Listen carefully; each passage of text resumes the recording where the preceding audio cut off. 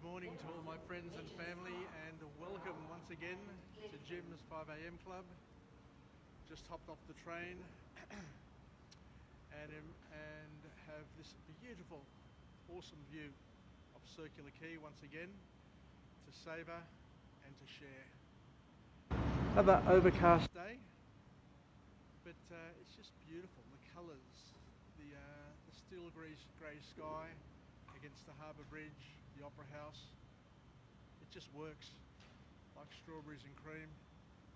How beautiful is it? And if I pan across here to the left, you'll see the jacaranda trees in full blossom, and contrasting against the green and the sandstone colour of the Museum of Contemporary Art.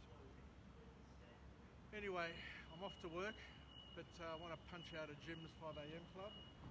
So what I'll do is we'll go on a walk and talk, and we'll go over there to the Museum of Contemporary Art and see what that sculpture, that installment over there looks like on this bright, beautiful morning. Anyway, let's start moving. And what I'm going to do today is I'm going to talk to you about a book summary that I've read just recently, and the book is entitled The Go-Giver. The Go-Giver, and it's authored by Bung and David Mann. Wow, what a couple of champions they are. So the book is all about giving. So we'll talk about that. We'll just go through some of the key points that they bring out in the book. But we're surrounded by givers.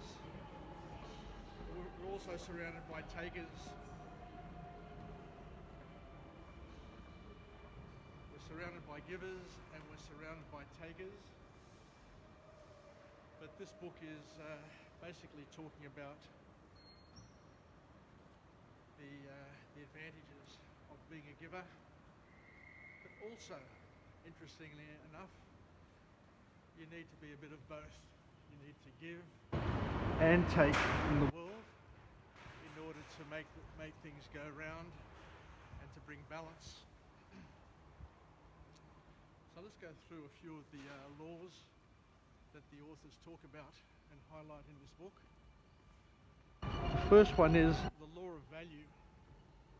So just to put it into perspective, the authors talk about 5 laws that we should consider in our lives,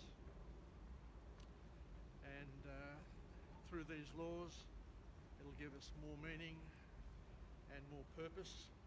So the first one is the law of value, where the author talks, or the authors say, that your true worth is determined by how much more you give than take in the world. How true is that? So your value is determined by how much more you give than what you take. So it doesn't say that you should be just giving and not taking. Now let's focus on that. It's saying how much more you give than what you take. So I think a lot of us, it takes a while to realise that it's not about us. Relationship, love, family, friendships. You'll learn slowly but surely that it's all about everybody else in our lives and not just ourselves. And the sooner we learn that lesson, the more beautiful life is going to be for all of us. So the key objective in our lives, the reason we're here, is to share and be partners in each other's growth and development, and to try and give a lot more than what you take. But in order to give more than what you take, you need to get to a point where you build your strengths and your cup runneth over, more to give through your capabilities, through the skills and through the strengths that you've developed over the years. Anyway, that's the first law. Let's kick on to the second law. The second law is the law of compensation, which basically suggests that your income, or what you earn in your lifetime, is based on how many people you serve and how well you serve them, which is another awesome way of looking at the world and seeing things.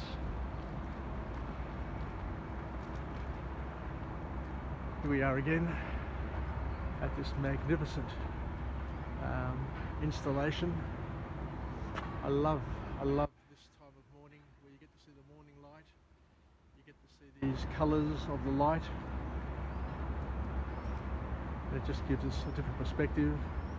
There are some photographers down the bottom there who come here every morning and take some wonderful photos. I don't know what they do with them, but I'm sure they're going to be awesome photographs.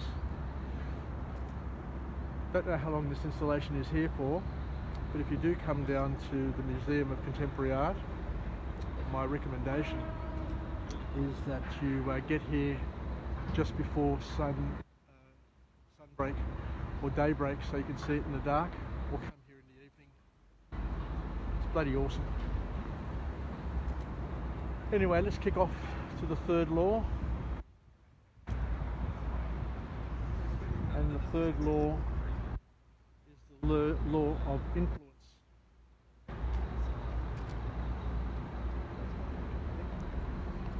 So the law of influence talks about how abundantly you place other people's interests first.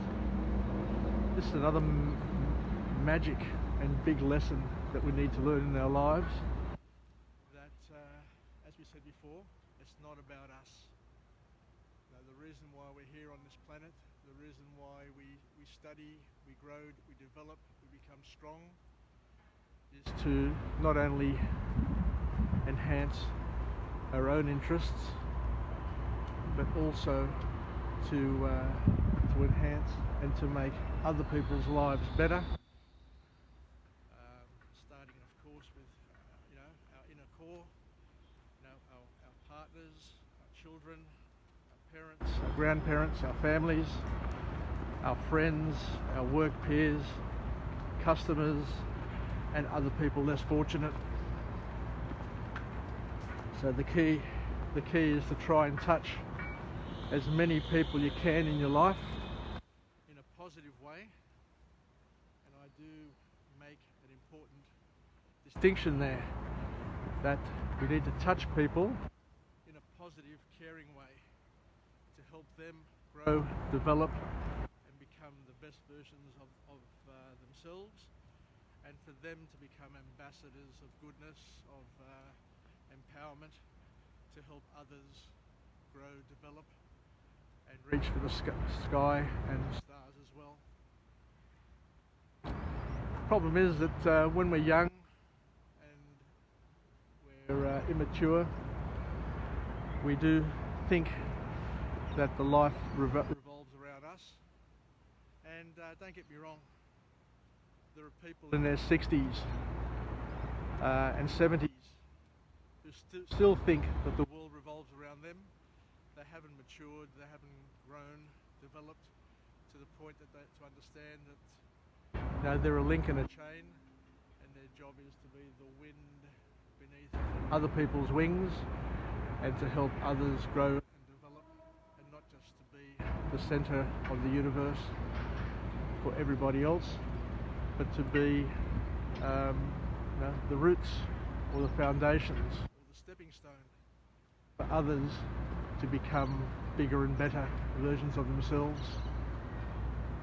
Too often we sit and spend all our time just trying to improve ourselves and be the best we can be, but the gold field is in helping others. The next law, so the fourth law, is the law of authenticity. It is basically being yourself,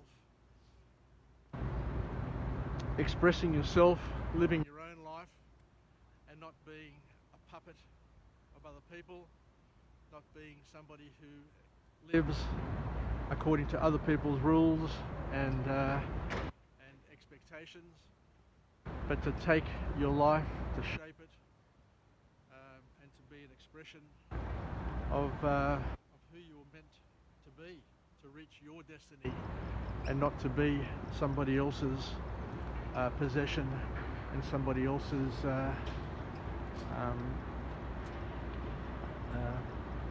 toy, or somebody else's I'm lost for words, but you need to be yourself is what I'm trying to say. And the last law of all is the one that really resonates with me, and it's the law of receptivity. And it means you need to stay open to receiving. There are too many people out there who want to be givers and go through life giving all they can, but they don't know how to receive. They don't know how to take. And that's painful, because if you've got somebody who loves you and constantly focuses on giving to you and making your life better, easier, more beautiful, then you too also want to give back to them and help them enjoy the fruits of a good life. But how many times do you ask your parents, your grandparents, your friends or something, oh, let's go out, let's do this, let's do that, let's do something for you. And they'll always say, oh, no, not for me, no, don't bother about me. But that's not good, because we all need to be able to express love to the people around us that we love. And in order to express that love, the people need to be able to learn how to accept it as well. So you need to be a bit of both. You need to be a bit of a giver and a taker. A lot of people don't understand that. So there are many times where I go somewhere and somebody will offer me a chocolate or a cake or a sweet, and I'm on a diet, or I really don't want to accept it. But I sit and think about it, and I say, well, if I don't accept it, then I may offend them.